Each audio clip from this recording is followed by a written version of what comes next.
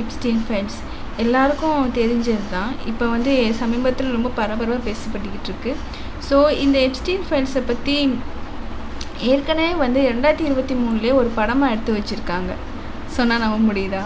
அதாவது அந்த இடத்துல வந்து பெரிய பெரிய பணக்காரங்க அவங்களுக்கு பிடிச்ச மாதிரி அவங்களோட லைஃப்பை வந்து அந்தரங்கமான லைஃப்பை வந்து எப்படி வந்து சொகுசாக எப்படி வந்து சுதந்திரமாக வாழ்கிறாங்க அப்படின்னு சொல்லிட்டு 2023 வந்து வாட் யூ விஷ் ஃபார்னு சொல்லிட்டு ஒரு படமே இருக்குது.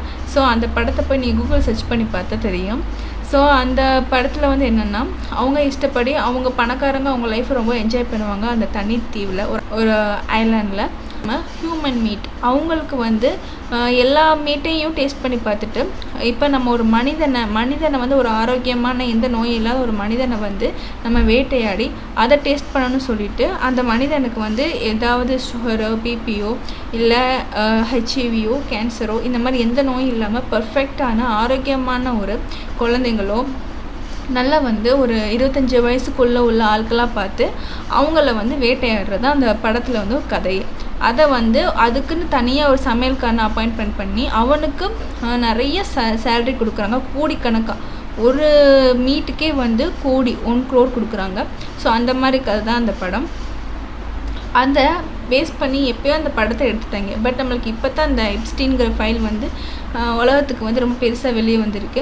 ஸோ இதை வந்து இவர் 2019 இந்த எப்ஸ்டீன்கிறவர் வந்து மாட்டியிருக்கிறாரு. மாட்டினதில் வந்து அவரை பற்றி அவர் சின்ன குழந்தைங்களெல்லாம் கடத்தி அவங்கள வந்து பாலியல் ரீதியாக வந்து அவர் தப்பாக யூஸ் பண்ணிக்கிறாங்க. மசாஜ் சென்டர் வச்சு அதை நல்லா எங்கான ஆட்களெல்லாம் வந்து அதுக்கு யூஸ் பண்ணிக்கிறாங்கன்னு சொல்லி அந்த கேஸ் வந்து ஃபைல் பண்ணுறாங்க. பட் வந்து என்னென்னா அவரை ரிலீஸ் பண்ணதுலேயே வந்து நிறையா அந்தரங்கமான இருந்துச்சு. ஆனால் வந்து யாருன்னு சொல்லிட்டு பெரிய பெரிய ஆட்களோட நேம்லாம் வந்து மறைக்கப்பட்டுருச்சு. அதில் ஒரே ஒருத்தருடைய நேம் எடுத்து தான் வெளியாச்சு. அதாவது நிறைய ஃபோட்டோ வந்து பிளாக்காக வந்து அதில் எடிட் பண்ணி வச்சுருக்காங்க. ஸோ ஆனால் யாரும் தெரிய வேணாம், ஏன்னா அவங்களுடைய லைஃப் பாதிக்கும்னு சொல்லிட்டு தெரிய வச்சுருக்காங்க.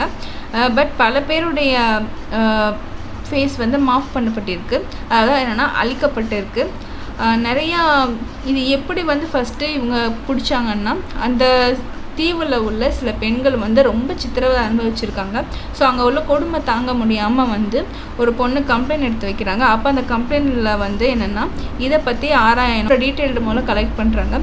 இவர் ஆக்சுவலாக சொல்லப்போனால் ரொம்ப ஒரு வசதி இல்லாத இடத்துல பிறந்தவர் தான். அப்படி பிறந்தவர் அவர் வந்து ஆக்சுவலாக அவர் வந்து டிகிரி ஹோல்டர் கிடையாதவர். அவர் வந்து என்னென்னா ஜஸ்ட்டு வந்து காலேஜுக்கே போகாதவர் வந்து ஒரு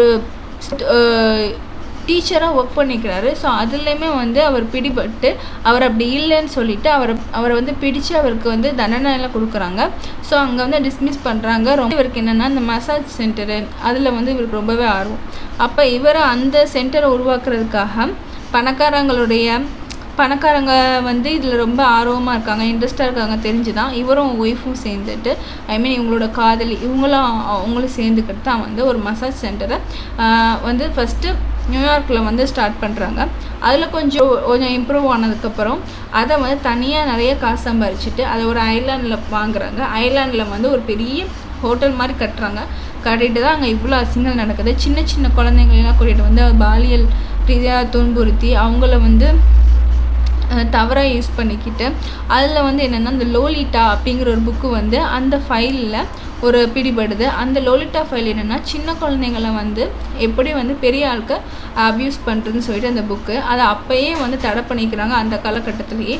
பட் இந்த காலகட்டத்தில் அந்த புக்கை படித்து எப்படிலாம் குழந்தைங்களை வந்து சித்திரப்படுத்தலாம். ஸோ அதுதான் அந்த புக்கை வந்து பார்த்து அவங்க அதே மாதிரி நடந்துருக்குறாங்க. அந்த புக்கை படிக்கலே அவ்வளோ மோசமாக இருந்திருக்கு.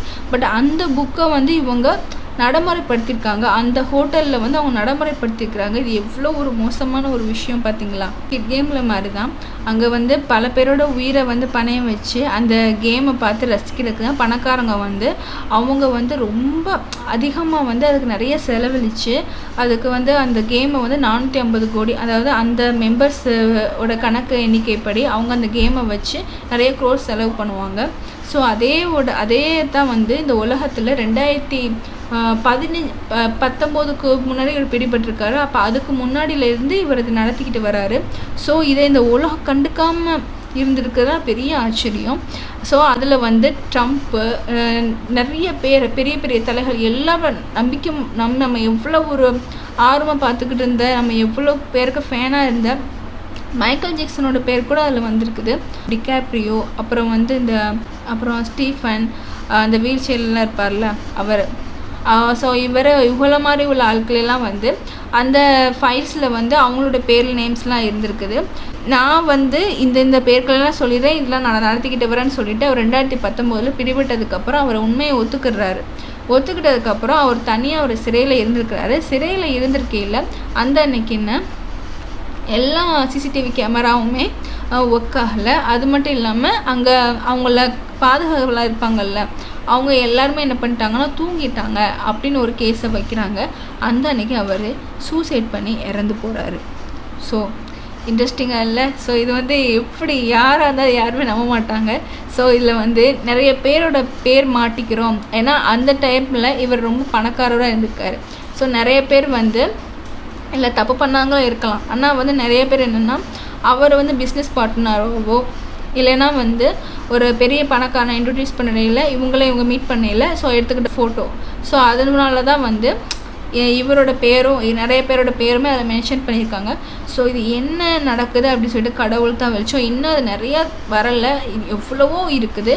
ஸோ இதை ட்ரம்ப் வந்து என்னை நீங்கள் அரசியலுக்கு கொண்டு வந்தீங்கன்னா, ஏன்னா நீங்கள் இந்த பிரசிடெண்ட் ஆகினீங்கன்னா நான் அந்த எப்ஸ்டீன் ஃபைல்ஸை ஃபுல்லாக நான் ரிலீஸ் பண்ணுவேன் அப்படின்னு இவர் சொல்லியிருக்காரு.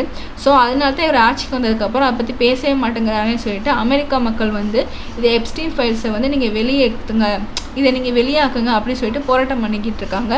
ஸோ அதுதான் இந்த எப்ஸ்டீன் ஃபைல்ஸ் வந்து இவ்வளோ பிரபலமாக பேசப்பட்டிருக்குது.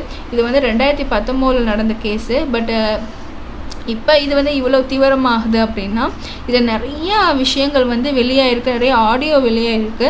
ஸோ வந்து என்னென்னா அதை இன்னும் நிறைய அந்த ஃபைல்ஸை வந்து அப்பண்டமாக யாரும் காட்ட மாட்டேங்கிறாங்க அப்படின்னு சொல்கிறது தான் வந்து இந்த கேஸு. ஸோ இதான் வந்து எப்ஸ்டீன் ஃபைலு. ஸோ இந்த மாதிரி சாத்தான்கள் வந்து நம்ம சாத்தான்கள்னால் மனித சாத்தாங்கள்னு சொல்லுவாங்க. மனித சாத்தான்கள் தான் இது ஃபுல்லாமே. இந்த எப்ஸ்டீன்கிறவன் வந்து ஒரு மோசமான ஒரு அரக்க குணம் உள்ளவன். எப்படி ஒரு பிஞ்சு குழந்தைங்கள் கூட பார்க்காம அது எவ்வளோ மோசமாக பார்த்துருக்காங்க பாருங்கள். அப்போ இந்த தண்டனைக்கு கரெக்டான ஆள் தான், அதனால தான் அவன் இறந்து போயிருக்கிறான். ஸோ எனக்கு பின்னாடி உள்ள ஆளுக்கு தான் என்ன பிடிப்படலை.